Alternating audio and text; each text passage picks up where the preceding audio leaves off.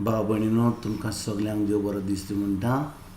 आयज मंगळार आनी आमचें शिवर्तमान जावन आसा म्हत्वाची 11वी चीट 20 ते 24 पर्यंत.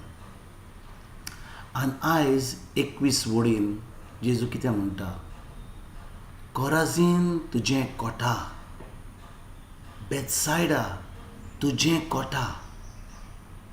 आनी कित्याक म्हणटा तशें?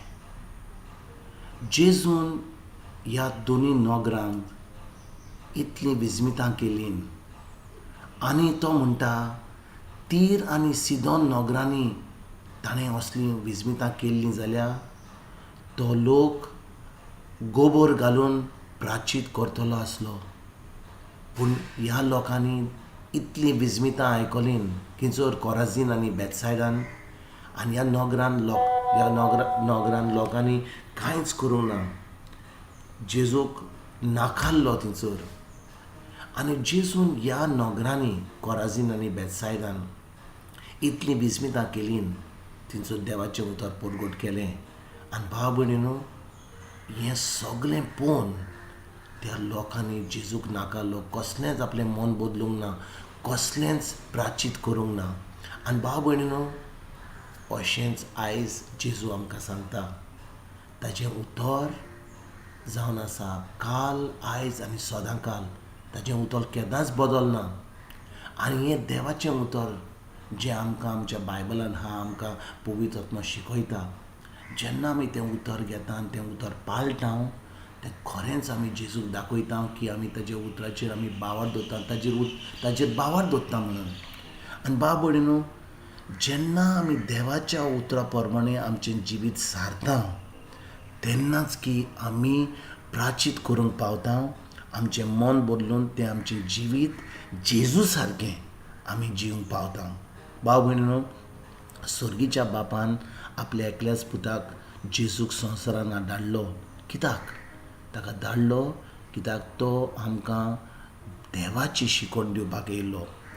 आनी स्वर्गीचो बाप आमकां आपल्या पुता भाशेन करूंक चिंता.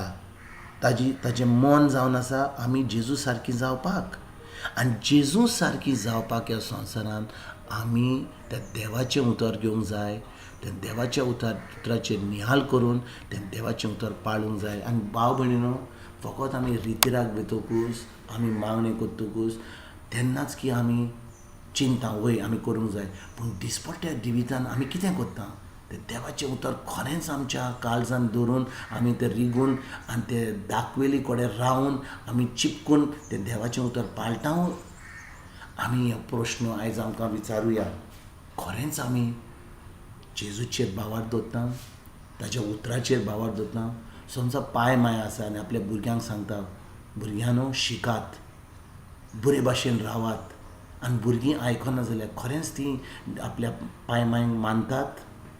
तशेंच जेन्ना जेजून आपलें उतर दिलां आनी आमी खरेंच जेजूचेर बावर दवरता, तेन्ना आमी जेजूच्या उतराचेर आमी नियाल करून तें उतर पाळूंक जाय. भाव भयणीनो, आनी खरेंच आमी पाळटा तेन्ना तें उतर खरेंच आमी जेजूक दाखयता की आमी ताजो मोग करता म्हणून, ताजेर बावर दवरता म्हणून. आनी जेन्ना बावर दवरता तें सगळें देवाचें बरें आमकां ह्या जिवितान फावो जाता. आनी आमी स्वर्गीचें सूख जिवंक आमी